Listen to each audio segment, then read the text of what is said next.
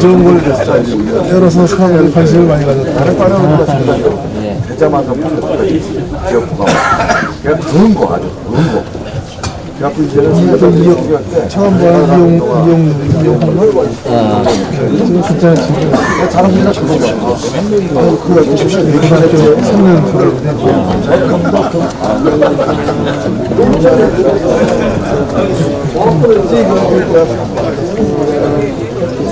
직접 가서 열받아가지고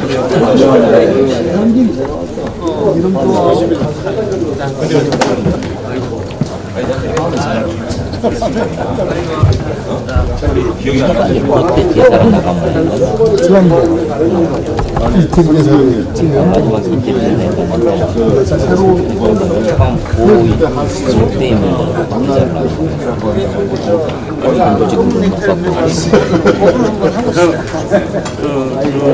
내 이름을 한번 상딩이란 말 한번 해보라고 한 마리 먹으면 기분 안 좋아요. 한 잔을 그럼 이렇게 말을 안 들어. 진짜를 진짜 중에 아니라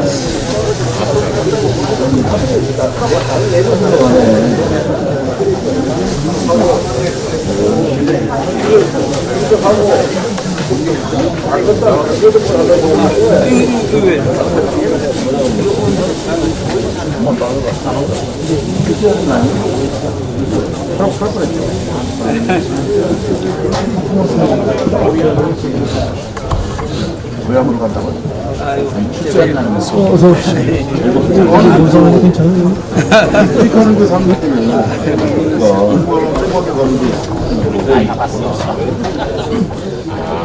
우주를 비교해 정치적으로 최고의 상대가 오늘도 장관을 영의정 좌의정 운동 남았는데 그럼 아씨.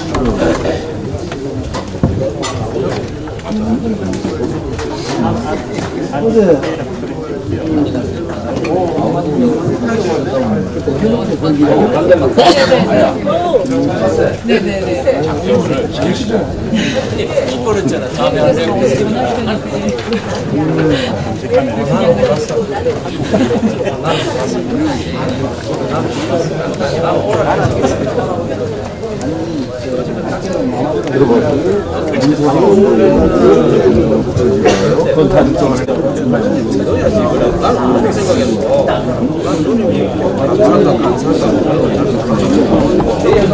안 가기를 잘했어.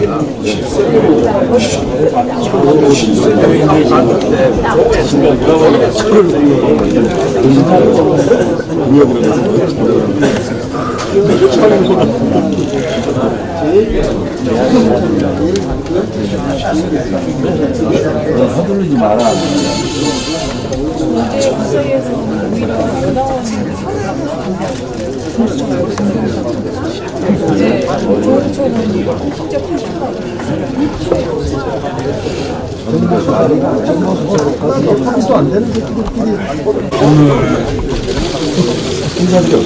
정수재기 의장의 전포에 난 다음에 자유발언, 자유발언 시간이 있습니다.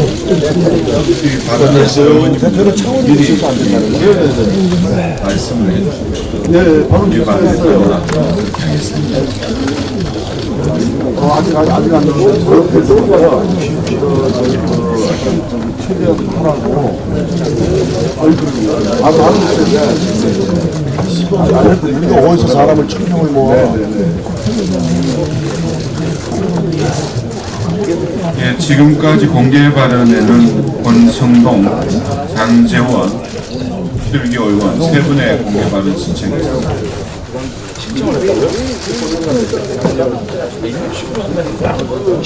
자기가 하라고 했어.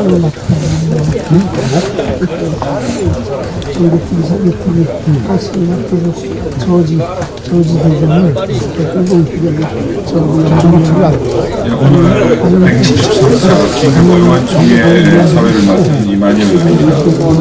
지금부터 제163차 긴급의원총회를 시작하겠습니다. 저 국민의례가 있겠습니다.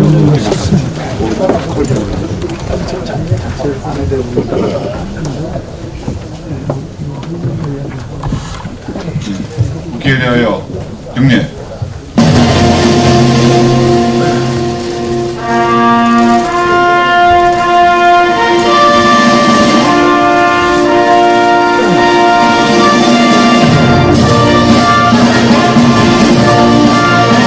나는 자랑스러운 태극기 앞에 자유롭고 정의로운 대한민국의 무궁한 영광을 위하여 충성을 다할 것을 굳게 다짐합니다.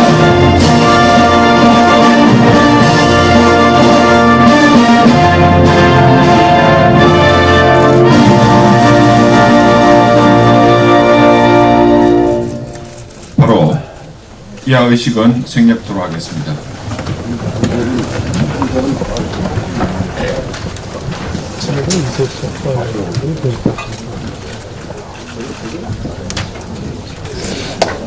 예, 먼저 원내대표님 모든 말씀 있기 전에 우리의 결의를 다시기 위한 규탄 구호 제창이 있겠습니다.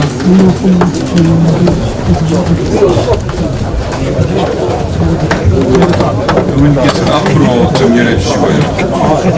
사회자가 선청하는 구호의 뒷부분을 3번 제창해 주시기 바랍니다. 앞으로 조금 더 내려오셔도 되겠습니다. 표 의원님 앞으로 좀 더 내려와 주십시오. 예.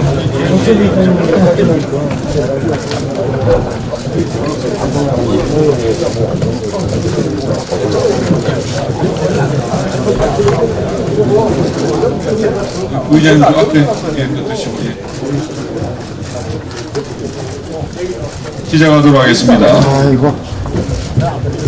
민생 외면 선거법 날치기 국민이 분노한다. 좌파 독재 선거법 날치기 강력 규탄한다. 국민 무시 선거법 날치기 즉각 중단하라. 우소부리 사철기구 공수처 반대한다. 예, 됐습니까? 예, 자리에 앉아주시기 바랍니다.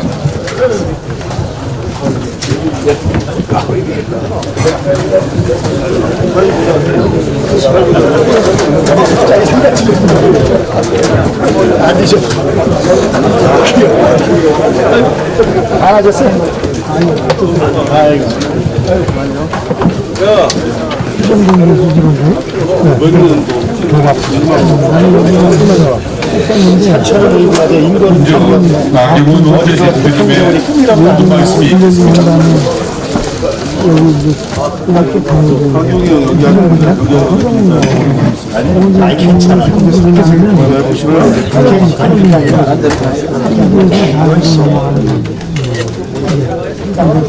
회원님들 이른 아침에 모두들 아마 여러 가지 결연한 의지로 이 자리에 모이셨을 거라고 생각합니다. 사실 지금 여당과 그리고 야3당의 이 선거법 패스트트랙 에 대해서 지금 그 압박이 강화되고 있습니다. 어제 바른미래당 의원총회 결과를 보면 아직 최종 결정이 안 난 듯하지만 기본적으로 제가 봤을 때는 바른미래당이 상당히 이 패스트트랙 태우는 것에 동의할 것으로 보입니다. 그런데 저는 지금 이 여당은 왜 이걸 하려느냐 말씀드렸지만 다른 거 아닙니다. 여당은 지금 공수처법 하려고 하는 겁니다. 공수처법이 뭡니까 결국은? 이 대통령이 권력기관을 다 장악하고 그 다음에 본인이 또 다른 권력기관을 만들어서 한마디로 모든 권력기관을 그 공수처를 통해서 장악하겠다는 것입니다. 여당은 공수처법하고 그리고 선거법 잘 되면 본인들 이중대 정당 만들려고 하는 것입니다. 바른미래당 입장에서 보면 지금 별로 얻을 게 없어요. 완전 연동형 비례대표제도 본인들이 지금 좀 후퇴하겠다 이런 얘기인데 그러면 바른미래당 의원들한테 좀 촉구합니다. 용기를 내달라고 촉구합니다.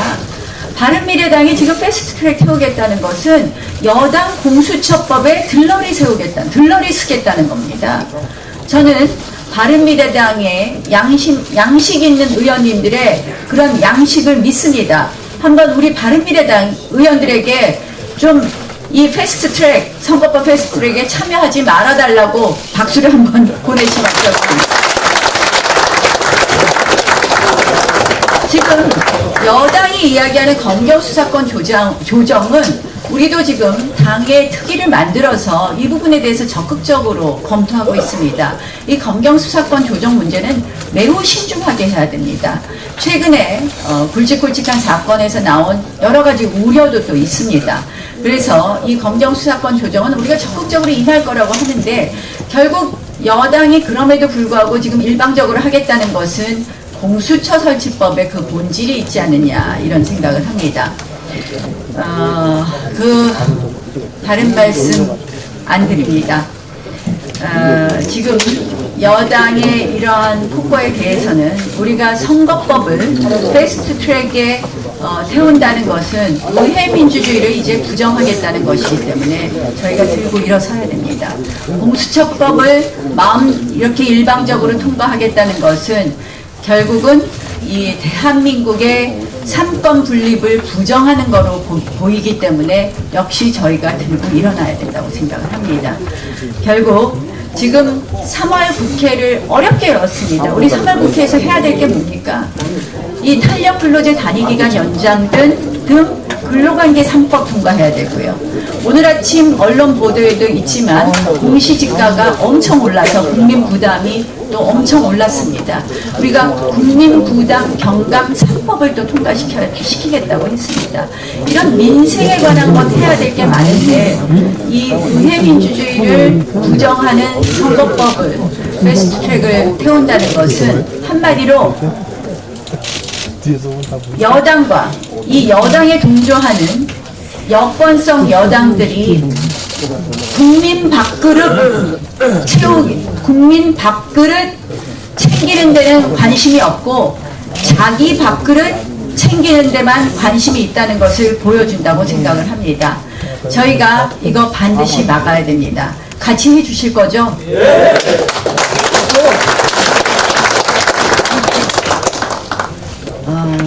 정말 이 대한민국 역사에서 유례없는 일에 우리가 맞닥뜨리고 있습니다.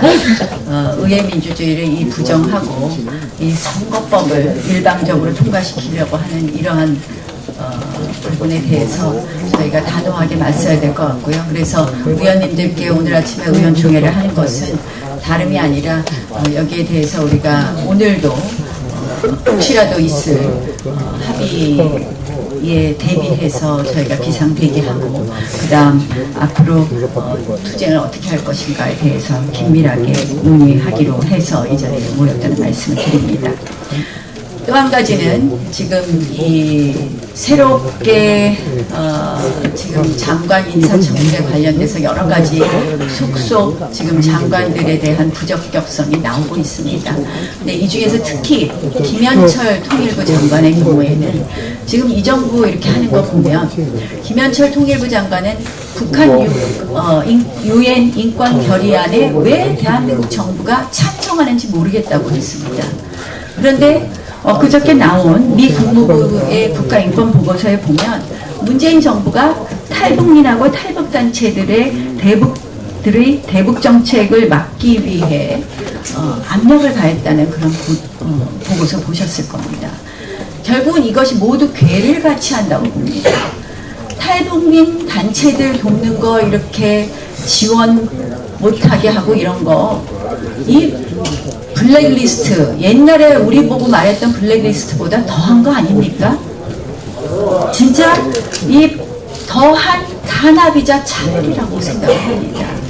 그런데 이 문정인 후보가 얘기한 걸 보면 앞으로 이 정부의 대북 정책은 계속 쭉 이렇게 가겠다는 겁니다. 거기에 김현철 장관을 앉혔습니다. 그래서 이 김현철 장관 다시 한번 이야기했지만 지명 처리해야 되는 건 맞는데요. 지명 처리 안 됐을 때 우리가 이 부분에 대한 인사 검증 더 철저히 해주시기 바랍니다. 그 밖에 지금 많은 장관들의 인사 검증 자료들이 지금 언론에 나오고 있습니다. 앞으로 잘 해주실 것을 말씀드리겠습니다. 지금 저희 당의 지지율을 굳이 말씀 안 드리겠습니다. 저는 민주당이 지금 총체적으로 본인들이 이거는 굉장히 위기 상황이라고 생각을 하고, 민주당과 친여 매체들이 우리 당에 대한 총공격을 시작했습니다. 어제 당대표께서 말씀하신 비핵화 관련된 우리의 이 북한의 비핵화를 위한 대한민국이 어떠한 정책을 펴야 될 것인가에 관한 그런 언급, 핵무장과 관련된 언급 부분과 함께 저의 발언이라든지 이런 걸 다 함께 해서 우경화 프레임을 씌우기 시작합니다. 극우 프레임을 씌우기 시작합니다. 게다가 제가 이제 원내교섭단체 대표 연설을 하고 나니까 모든 이 친여 매체들은 막말 프레임을 씌우기 시작했습니다. 그 다음에 말폭탄 프레임을 씌우기 시작했습니다. 그 다음에는 두 얼굴 프레임을 씌우기 시작했습니다. 결국 뭐냐, 우리 지금 한 말들이, 우리가 지금 주장하는 주장들이 굉장히 국민의 목소리를 담다 보니까 뼈를 치면 아프다고 하죠. 뼈를 친 것 같은 그런 아픔을 준 것 같습니다. 그래서 우리한테 모든 프레임을 씌우기 전쟁을 지금 하고 있습니다. 저는 매우 안타깝다고 생각을 합니다. 최근에 보면 지금 이들 프레임 중에 하나가 친일 프레임입니다. 우리 당에 대해서 계속 친일 프레임을 하는데, 이거는 문재인 대통령의 3.1절 발언, 3.1절 축사 발언부터 시작이 된다고 생각합니다. 피우진 부처장이 지금 독립유공자 중에서 친일 독립유공자는 가려내고, 그리고 좌파 사회주의 운동을 한 사회주의 운동 독립유공자를 다시 서원하겠다고 했습니다. 근데 손혜원 부친 우리가 꺼내서도 알 수 있다시피 손혜원 부친의 경우에 해방 이후에 난파된 공작원이다. 그리고 조선공산당 활동을 했다. 결국 대한민국의 자유민주주의 정부가 수립되는 것에 대해서 반대한 손혜원 부친의 서원에 대해서 우린 두 가지 문제점을 제기했습니다. 첫 번째는 그 부친의 경우에 이 절차에 있어서 손혜원의 권한 남용, 그리고 또 하나는 그 부친이 과연 이 독립유공자로 서원될 수 있느냐. 결국은 이 사회주의 독립유공자 중에서 사회주의 독립유공자의 서원을 우리가 반대하는 거 아닙니다. 그러나 그 사회주의 독립유공자가 해방 이후에 대한민국에 있어서의 자유민주주의 정부 수립을 반대하고 이 체제를 부정하는 그런 독립유공자에 체제를 부정하는 그 사회주의자에 대해서는 우리가 인정할 수 없는 것입니다. 그렇지 않습니까? 그래서 결국은 뭐냐, 이게 체제를 부정한 쪽에 면죄부를 주려는 것으로 보입니다. 그래서 이 해방 이후에 친일 청산 잘 됐어야죠. 여기에 대해서 반대하는 사람이 어디 있습니까? 반민특위 활동이 잘 됐어야 됩니다. 그런데 결국 그것이 국론 분열로 가져온 부분이 있고, 지금 이 시점에 문재인 정부가 다시 들고 나오는 것은 결국은 이 체제 부정의 면죄부 쪽으로 가면서 결국 이 좌파 사회주의에 대해서 저희의 부정에 대해서, 저희의 비판에 대해서 본인들의 면죄부를 가져가는 것을 본다. 이것은 역사 공정의 일환으로 보는 것입니다. 지금 이 시점에서 정부가 해야 될 일이 뭐냐? 이건 또 다른 국론 분열과 이념 갈라치기로 갈 것인데, 정부가 해야 될 것은 국민의 먹고 사는 거의 아픔에 대한 목소리를 듣고 민생에 대한 목소리를 들어야 되는데, 늘 지 편, 내 편, 남의 편 갈라치는 이런 분열 정책에 대해서 우리는 단호히 맞설 것이고, 그래서 우리가 이들한테 이념 독재, 좌파 독재라는 이야기를 하는 것입니다. 모쪼록 우리 이러한 이 이러한 프레임에 대해서 우리가 지금 피오진 보훈처장 하는 부분도 정부에서 잘 살펴봐야 될 것이라고 생각을 합니다. 이러한 부분에 대해서 우리가 정부 여당에게 다시 한번 말씀드립니다. 국민 목소리 제대로 들어달라고 다시 한번 말씀드립니다. 고맙습니다. 다음은 정용기 정책위 의장의 정책보고가 있겠습니다.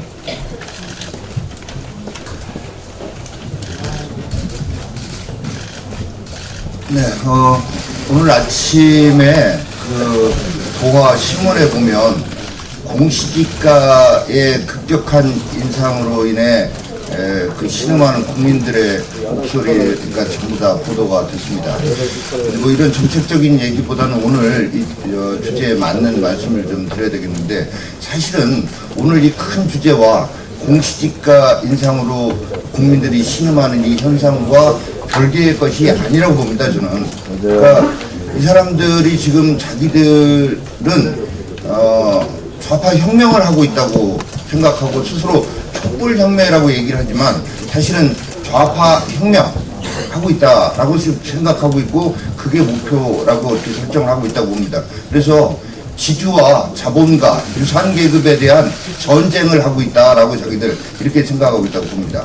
그리고 그 인식이 보면 말이죠. 80년대 운동권 에 있던 그 사람들이 읽었던 책들, 대표적인 거 많이도 안 읽었어요. 그 사람들. 뭐 해방전후사의 인식, 전환시대의 논리, 그리고 학생간 서클룸에서 봤던 노이즈 심한 광주 비디오, 거기 나레이터는 북한 사람이라고 생각할 수밖에 없는 그 나레이터가 이렇게 나레이션하는 그 비디오 봤던 그 수준에서 어쨌거나 이 사람들이 혁명을 하고 있다고 생각한다. 그래서 저는 지금 이 시점이 정말 우리 대한민국 역사에 있어서, 우리 정치사를 넘어서 전 대한민국 역사에 있어서 정말, 또 어떻게 보면 역사에 넘어 한반도 전체 역사에 있어서 굉장히 중요한 기로에 서 있고 갈림길에 서 있다. 우리가 이 갈림길에서 어느 길로 들어서게 하느냐, 또 이 고비를 어떻게 넘느냐에 따라서 향후 우리 민족의 운명이 달라지는 이런 역사의 현장에 오늘 우리가 있는 것이 아닌가, 이런 말씀을 좀 드립니다. 그래서 이 사람들이 지금 이런 식으로 나오는 거, 이게 이 사람들의 전략적 목표가 뭐냐, 이번 총선을 통해서 지역적으로는 우리 한국당을 내지는 우파를 최대 TK의 땅 묶고, 또 이 정치 지형적으로는 우리 한국당을 극우로 보내고, 자기들이 중도, 이중대, 삼중대가 좌측에서는 이런 식의 정치 지형을 만들어내야 되겠다라고 하는 전략적 목표가 분명히 있는 것이다. 그리고 패스트트랙에 오늘 이 선거제도와 관련된 거 말고, 공선법 말고, 이 공수처법이나 검경수사권 등과 관련한 형사소송법, 그리고 검찰청법, 이런 것들을 통과시키겠다고 하는 것도 서로 분리된 게 아니다라고 봅니다. 공수처를 지금 이 대목에서 왜 만들려고 하겠는가? 바미당의 어제 의원총회에서 희망 섞인 얘기도 좀 나왔지만, 저는 진짜 우리 바미당의 의원님들께서 정말로 냉정하게 좀 생각해 주셨으면 좋겠는 게 이랬대요. 공수처법과 이 검경수사권 조정과 관련된 법안의 정치적 중립성을 더 높일 수 있는 방안을 제시하면 패스트트랙 하겠다라고 했다는데, 아니 조국 민정수석이 지금 정치적 중립성 확보하려고 공수처 만들겠다는 겁니까? 아니잖아요. 그건 너무나 뻔한 거 아니겠습니까? 그걸 바미당 의원님들이 아셔야 되겠죠.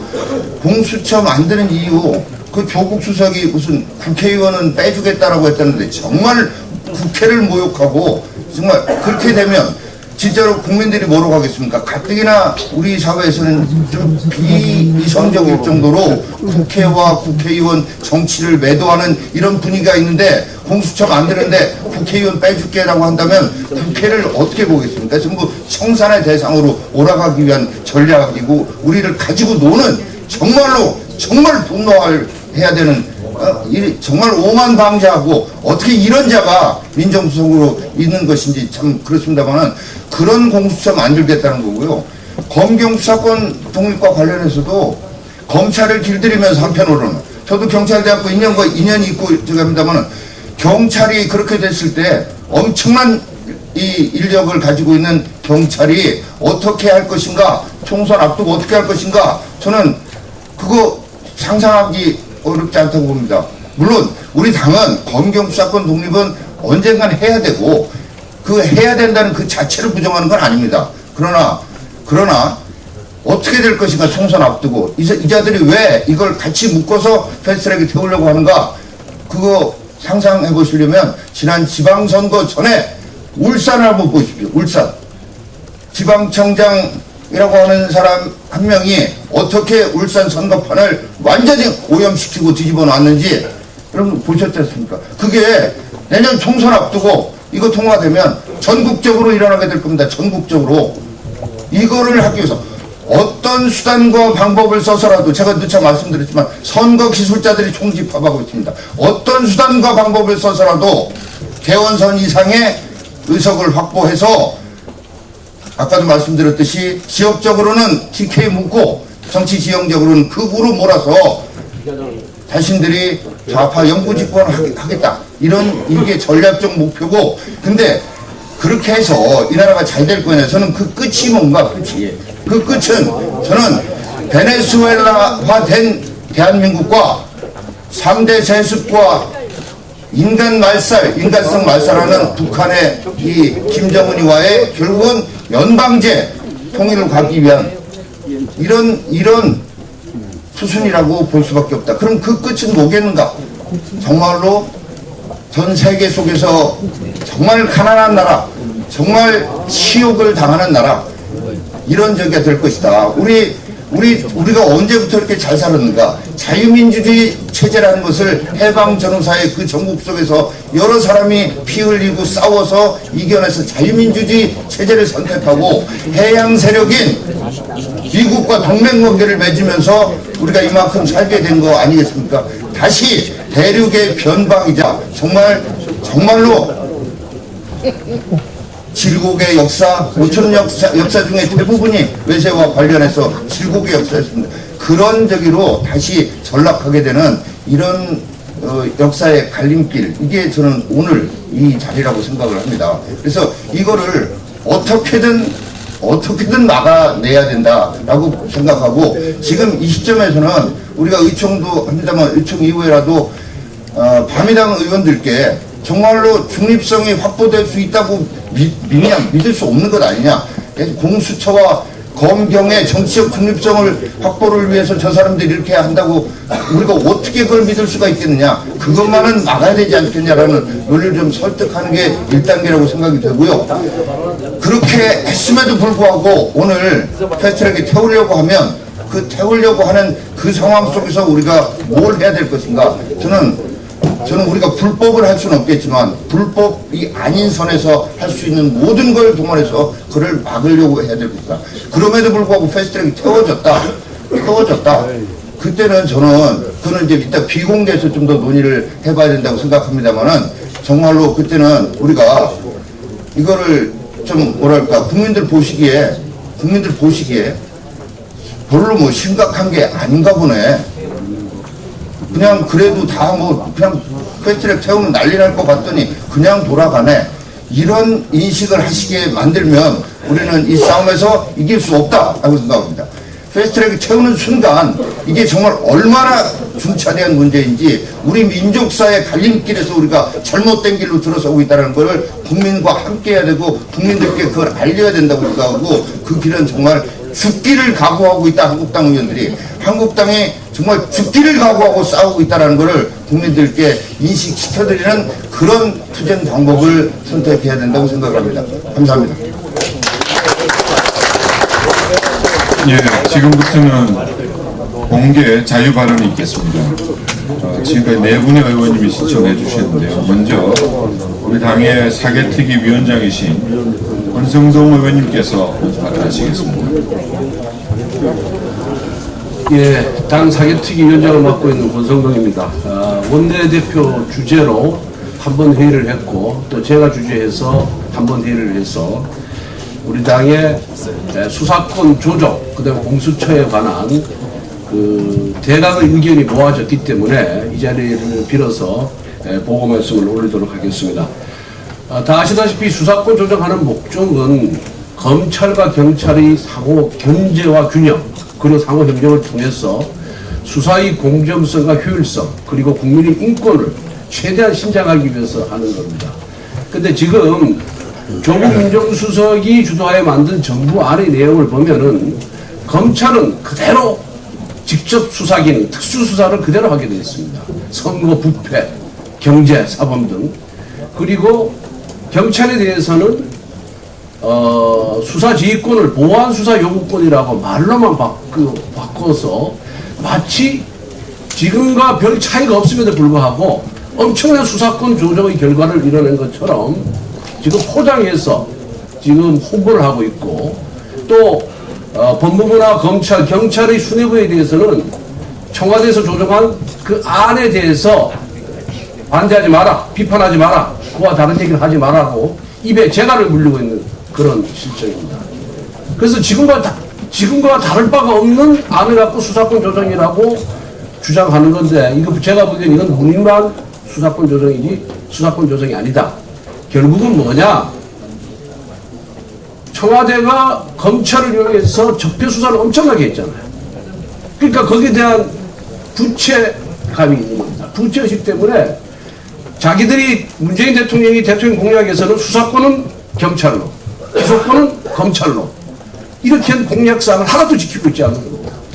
결국은 빚을 갚기 위해서 검찰이 특수수사를 하는 친구들과 조국 민정수석이 야합을 했다. 그 야합한란이 지금 정부안이다. 저는 이렇게 생각을 하고 있습니다.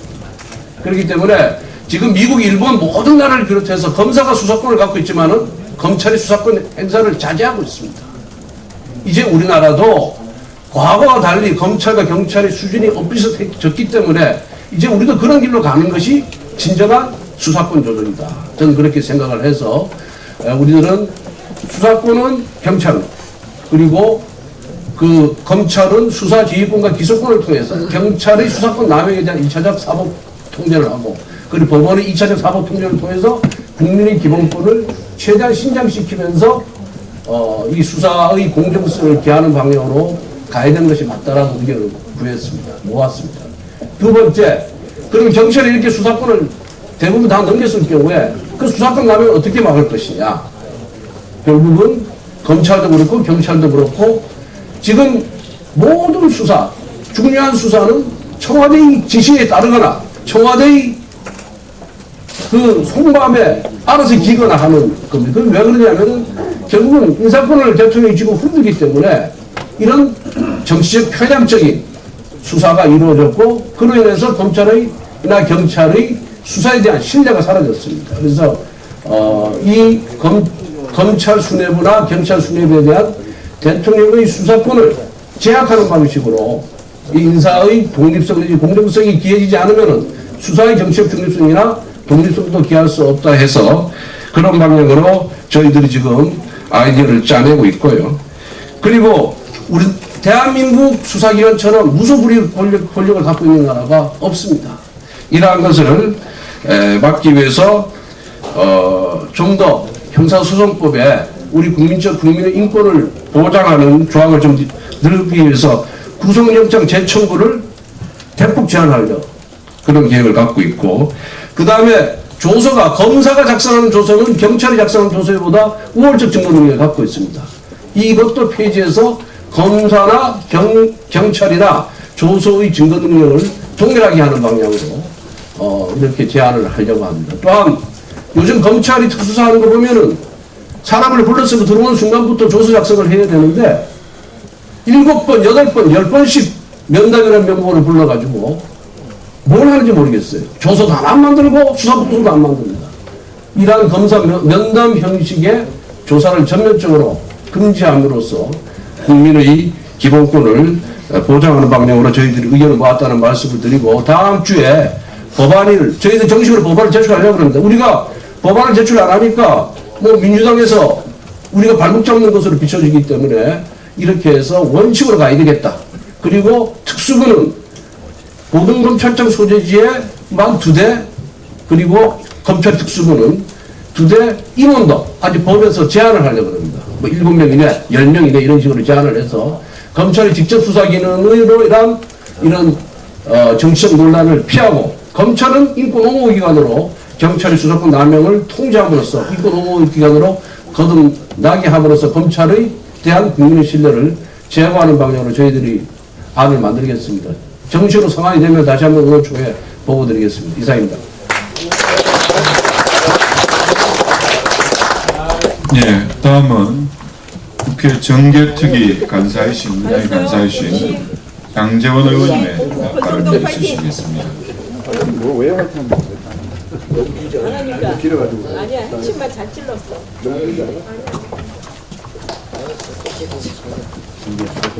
저는 정개특위 간사의 명을 받고 최대한 합리적으로 선거제도 개혁에 대한 논의를 이끌어왔습니다. 그런데 설마 했습니다. 선거제도라는 게임의 룰을 이렇게 패스트 트랙을 태울지는 몰랐습니다. 그런데 이게 현실화되고 있습니다. 이런 후한무치한 집단들을 규탄하겠습니다.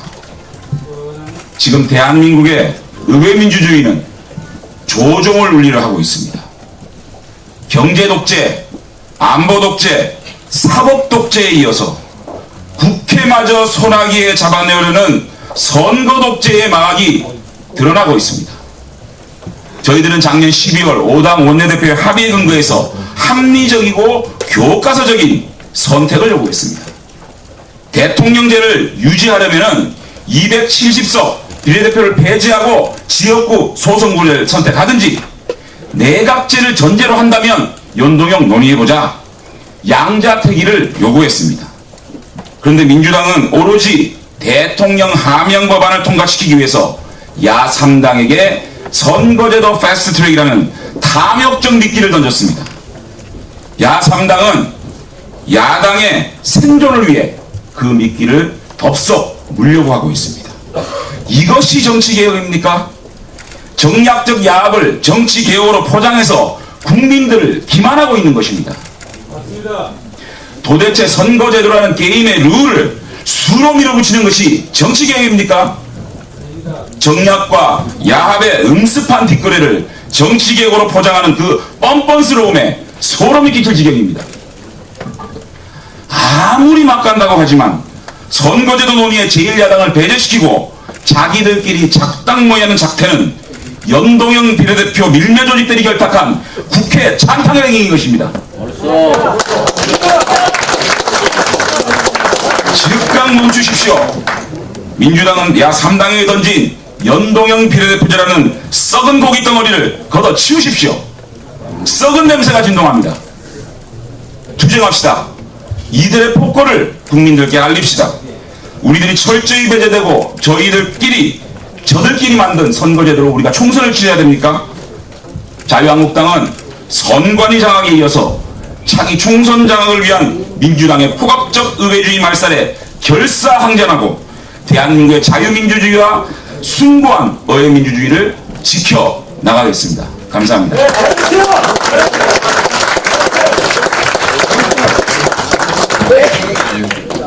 다음은 국회 우리 사개특위 위원이신 실교 의원님 발언 있으시겠습니다.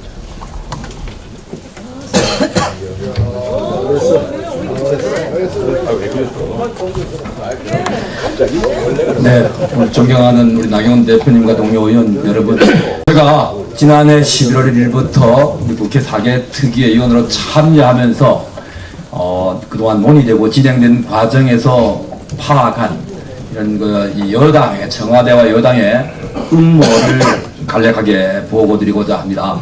결론부터 말씀드리면은 청와대와 여당은 검경 수사권 조정이라는 이름과 공수처라는 이름으로 결국은 북한 정권이 자기들에게 반대하는 세력을 반동으로 몰듯이 이런 정치 권력이 사법 권력을 마음대로 농단하기 위해서 조직을 만들려고 하는데 이를 제기하는 우리 자유한국당을 반개혁 세력으로 낙인 찍으려고 하는 프레임을 걸어놓고 지금 진행하고 있습니다. 규탄하지 않을 수가 없습니다. 간략히 먼저 말씀드리면은 정부 여당은 경찰을 해체하고자 합니다. 좌파 세력은 경찰이 해방 이후에 오늘날까지 자유와 민주라는 가치를 지키는 천병이었습니다. 이것이 눈에 갇힙니다. 경찰을 해체하기 위해서 검경수사권 조정이라는 이름을 내세워서 경찰에게 마치 우리 권성동 사개특위 위원장께서 말씀하신 바처럼 아무것도 실익이 가는 것도 없으면서 변하는 것도 없으면서 그런 권력이 경찰에게 가니까 경찰을 견제하기 위해서 쪼개야 된다. 그것이 자치경찰제로 가야 된다고 하면서 자치경찰제 법안 시안을 보면은 자치경찰제 수뇌부를 전부 다 시도지사가 민변 출신도 그다음 시민단체 대표도 활동가도 누구든 갖다가 경찰 수뇌부에다 앉힐 수 있는 제도를 격책하고 있습니다. 이것은 곧바로 제도화된 공직윤리가 확립된 현재 경찰을 가지고는 자신들이 격책하는 이런 기도에 마음대로 쓸 수 없으니까 이런 새로운 경찰을 만들어서 수뇌부에 자신들과 동조하는 인사들을 앉혀서 경찰을 장악하겠다. 이것이 본질입니다.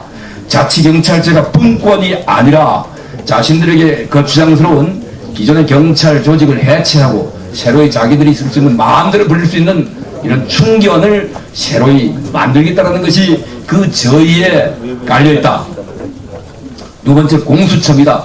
공수처 역시 마찬가지입니다. 기존 검찰 조직을 위해서 검찰이 일부 정치검찰이 청와대의 오다를 받아서 정치 보복에 앞장서고 있습니다만 근본적으로 검찰이나 경찰은 직업윤리에 투철한 구성원들로 조직되어 있는 조직입니다. 입직에서 한 계단 올라가면서 자기가 왜 검찰이 되고 경찰이 되었는지에 대한 투철한 사명감을 가지고 있는 사람들입니다. 그들이 때로는 잠시 권력에 숙일지는 몰라도 근본까지는 바뀌지 않습니다. 그런 조직을 이용해서 마음대로 권력을 가진 청와대와 여당이 마음대로 적폐청산이라는 이름으로 정치보복을 자행할 수 없으니까 새로 이 공수처를 만들어서 하겠다는 겁니다. 이 공수처 법안에 대해서는 오죽하면은 우리 다른 민주평화당에 있는 박지원 의원까지도 공수처는 안 된다라고 회의에서 분명히 말씀하셨습니다. 왜 안 되는지를 말씀드리겠습니다. 우리는 대통령 중심제하 국가입니다. 법무부 장관, 행안부 장관, 경찰청장, 검찰총장 모두 다 대통령이 임명하는 이런 대통령 중심제 국가 하에서 대통령이 정말로 권력을 가진 사람들을 갖다가 척결하고 범죄를 처단하려면은 못할 게 뭐 있습니까? 전직 대통령 두 사람 구속시켰습니다. 전직 대법원장 구속시켰습니다.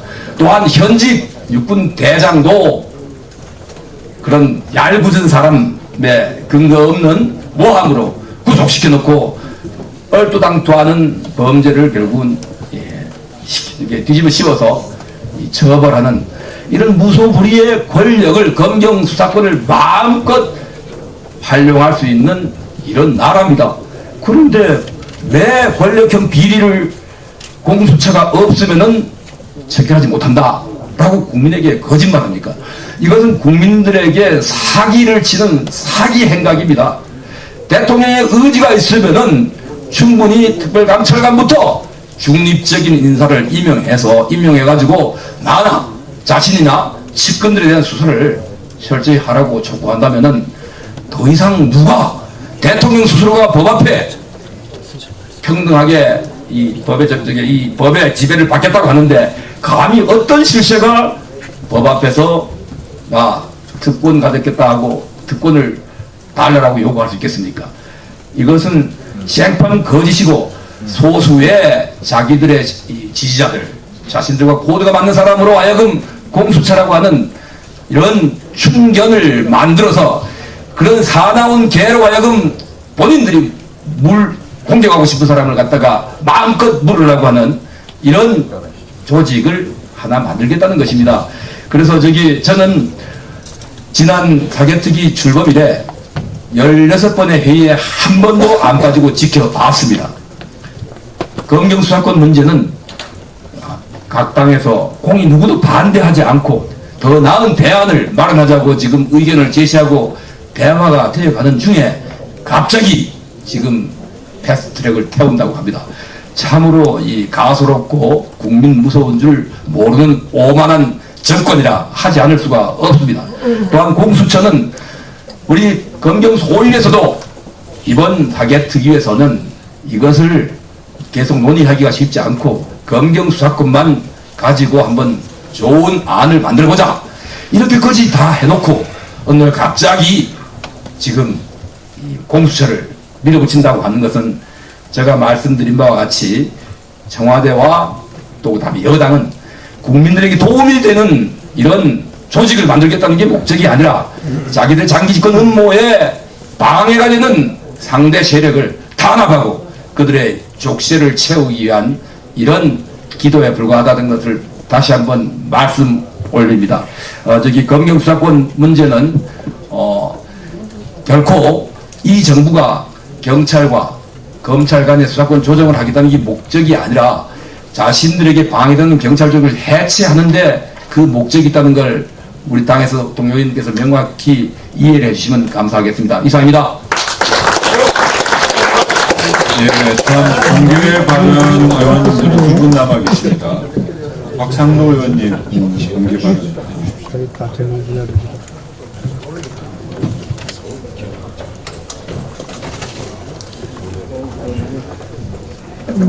예, 박상도 의원입니다. 어제 해완위에서 김학의 차관 수사 관련한 질의가 있었다고 합니다. 그런데 이제 이게 우리 황교안 대표가 장관 시절이고 제가 민정수석할 때 일이어서 어느 정도 내용을 좀 말씀을 드리는 게 좋을 것 같다고 해서 그래서 말씀드려 나왔습니다.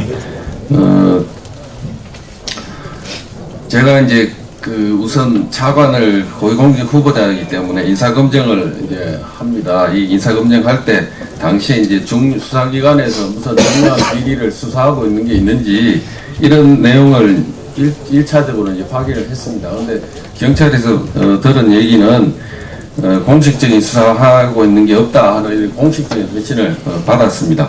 그런데 임명이 되고 나서 곧바로 경찰에서 성접대 관련해서 수사 중인 사실이 유출이 되면서 언론에 크게 이제 보도되기 시작했습니다.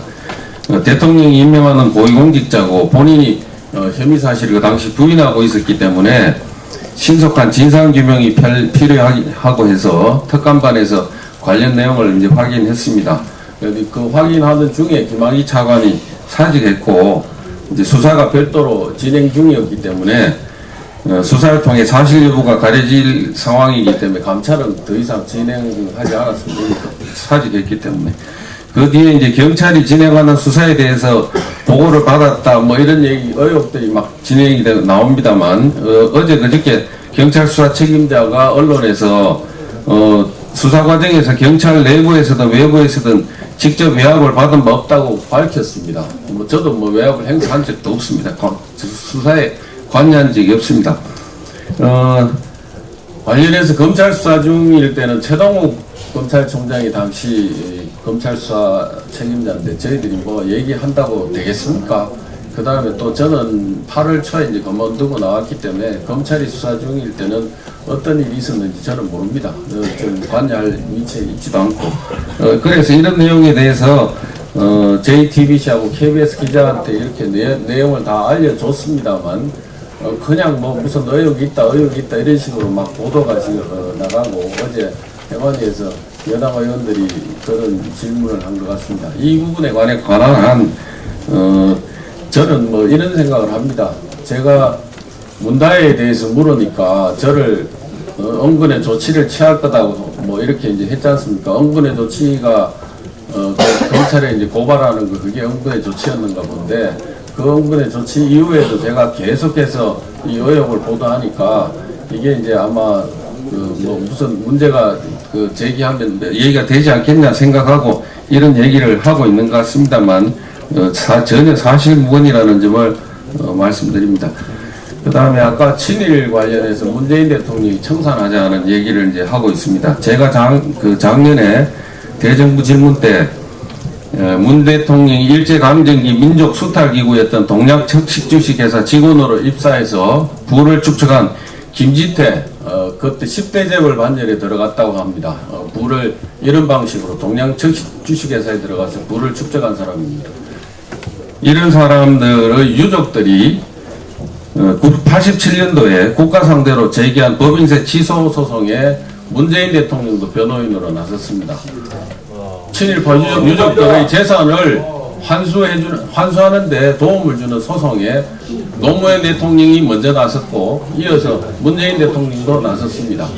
그래서 전부 승소했습니다. 그래서 그 당시 돈으로 117억인가 하는 돈을 유족들에게 환수받아갈 수 있게 했습니다. 친일파 재산은 국고로 기속시키고 하는 게 정상이지 않습니까? 그런데 이 소송에서 국가가 졌죠. 상속세 국가 취소하라고 하는 판결이 나와서 그래서 유족들이 상당한 도움을 받았지 않겠습니까? 그런데 또 이제 문제는 이런 한국에서 10대 그 당시 이제 한국에서 10대 재벌 반열에 들어간 김지태 씨를 친일 반민족 행위자에서 노무현 대통령 재직 중일 때 문재인 대통령이 비서실장하고 시민사회 소통 수석할 때 그때 이 사람들을 친일파에서 빼줍니다. 누가 친일파인지 잘 모르겠습니다. 그 다음에 또 이제 이 상속세 부과 소송 취소 소송은 이 소송은 나중에 2002년도 2003년도 무렵에 대법원 판결에 보면 유족들 간에 이제 분쟁이 생겨서 유족들 간에 싸웁니다. 유족들이 싸우면서 상속세 부과 취소 소송 당시에 제출한 서류들이 허위 서류고 그 유족들 중에 일부가 위정을 했다는 게 2002년 3년 무렵 노무현 대통령 재직 시절에 법원에서 그런 판결이 나왔습니다. 이게 사실 공소시효가 살아있으면 소송 사기로 수사해야 될 사안입니다. 그런데 친일에 대해서 지금 얘기를 하고 있습니다. 작년에 제가 대정부 질문할 때 친일에 대해서 함부로 얘기를 하면 안 된다는 의미로 제가 지금 이낙연 총리한테 직접 물었습니다. 이 정부가 친일에 대해서 얘기할 자격이 있느냐. 그렇게 질문을 했습니다만 지금 또 친일파 관련한 얘기로 지금 이제 이런 친일 청산해야 된다고 하는데 어떤 대답을 할지 궁금합니다. 어떤 형식으로 어떻게 대답하실지 그 당시에도 대답이 없었습니다만 지금도 딸 문제도 대답이 없고 이 친일 문제도 대답은 없고 청산하자고 합니다. 본인들은 어떻게 청산하죠? 민주당 내 친일파 자손들도 파악해야 돼요. 민주당 내 정치인들. 이장호 의원 좀 해주시죠. 얘기 마치겠습니다. 예.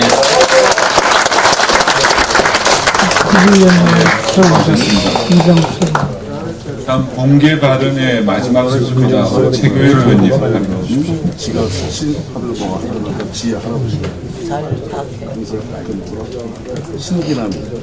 신기남이는 헌병 대장 아들. 네, 다 아시는 얘기지만 한 말씀 드리겠습니다. 지금 선거제도는 우리 상권 분립의 한 축인 국회의 이 선출 방식과 구조를 바꾸는 겁니다. 그리고 공수처는 전 세계 어느 나라도 없는 그런 이 수사기관을 새로 설치하는 그런 문제입니다. 반드시 국민적 합의가 필요한 사항입니다. 이것을 지금 국회 두 축을 이루는 진보와 보수, 좌파, 우파 진영, 완전히 이 보수와 이 우파 진영을 배제하고 좌파 일방적으로 남들하기 때문에 발상 자체가 민주주의와 헌법 정치를 근본적으로 부정하는 겁니다. 이 민주주의는 내용보다도 절차가 더 중요하지 않습니까? 내용의 문제점은 이미 다 말씀드렸습니다. 절차적으로도 일방적으로 이렇게 진행하는 것을 우리가 막지 못한다면 우리가 국회의원으로서 의무를 저버리는 것이다. 무슨 일이 있어도 막아야 된다. 점을 말씀드립니다. 이상. 수고하셨습니다. 그럼 다음 순서부터는 비공개로 진행을 하겠습니다. 언론인 및 보좌진 여러분 부탁을 드리겠습니다.